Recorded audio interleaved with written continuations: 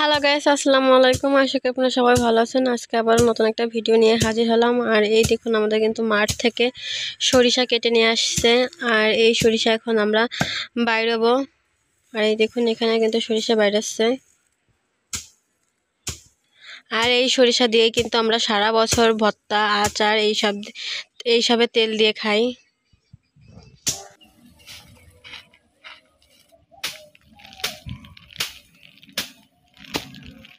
তো এই দেখুন, আমাদের কিন্তু রায় বাইরানো হয়ে গেছে। এবার উপর থেকে উঠায় উঠায় যে রায়ের খোসা, এইগুলো আলাদা করে নিচ্ছে।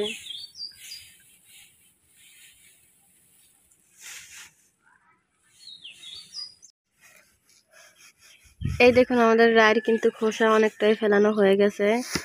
আর এই দেখুন, তলে কিন্তু একদম রায় বের হয়ে গেছে। এবার এইগুলো চালন দিয়ে চেলে চেলে যে কিছু ময়লা বড় বড়টা আছে, এটা চালন দিয়ে চেলে ফেলে দিচ্ছে।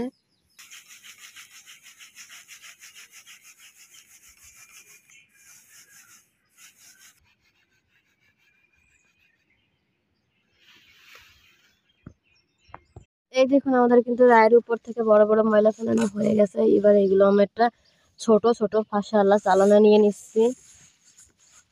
আর এবার এইগুলো এইভাবে আমি চেলে নিব, তাহলে যে ময়লাটা থাকছে না সেটা কিন্তু নিচে পড়ে যাবে নি। এইভাবে আমি সব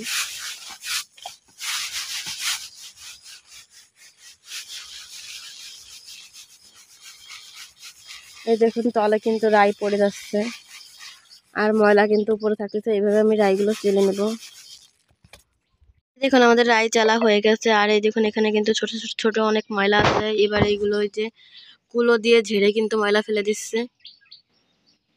আর ওই দেখুন, এখন কিন্তু দেখতে কিন্তু অনেকটা পরিষ্কার লাগতেছে। দেখুন, ময়লা কিন্তু সব বের হয়ে যাচ্ছে। এইভাবে কিন্তু রাইগুলো সব ঝেড়ে নিবে। আমাদের সরিষা কিন্তু ঝাড়া হয়ে গেছে। আর এই দেখুন কতটা ফ্রেশ হয়েছে। এবার আমি সরিষাগুলো রোদে নেড়ে দিব। এই দেখুন, আমি কিন্তু উঠানে একটা চট বিছিয়ে সরিষা নেড়ে দিছি। এবার আমি এই সরিষা 3 দিনের মতো রোদে ভালো করে শুকিয়ে নিব। দেখুন, আমি কিন্তু সরিষা 3 দিন রোদে দিয়ে শুকিয়ে নিছি। আর আমাদের সরিষাগুলো কিন্তু একদম শুকিয়ে গেছে। আর এখন এই সরিষাগুলো কিন্তু আমি একটা ব্যাগে করে দিয়ে দিব। আর বাজারে নিয়ে কিন্তু খাঁটি সরিষার তেল ভাঙায় আনবে। এখন আমাদের কিন্তু সরিষার তেল ভাঙায় নিয়ে চলে আসছে। আর তেল এই 1 বোতল হয়েছে এখানে, আর ওখানে হয়েছে 1 বোতলের অর্ধেক। আর আমরা কিন্তু সারা বছর এভাবেই সরিষা ভাঙাই আর সরিষার তেল খাই। একদম ফ্রেশ তেল, আমরা কিন্তু কিনা তেল খাই না। আর এই তেলটা কিন্তু প্রচুর ঝাঁজ বন্ধুরা, যেহেতু এটা খাঁটি সরিষা, এই তেলটা কিন্তু প্রচুর ঝাঁজ হয়। আর ভিডিওটা কেমন হয়েছে অবশ্যই কিন্তু কমেন্টে জানাবেন। আর এই তেলটা কিন্তু আমরা মাঝে মাঝে রোদে দিই, তাহলে কিন্তু তেল ভালো থাকে।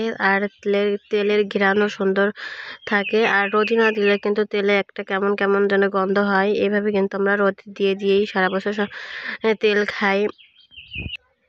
খাঁটি সরিষার তেলের কালারটা দেখুন বন্ধুরা, কত সুন্দর আসছে। আর ভালো লাগলে like, comment, share and subscribe করবেন। ভালো থাকবেন। আল্লাহ হাফেজ।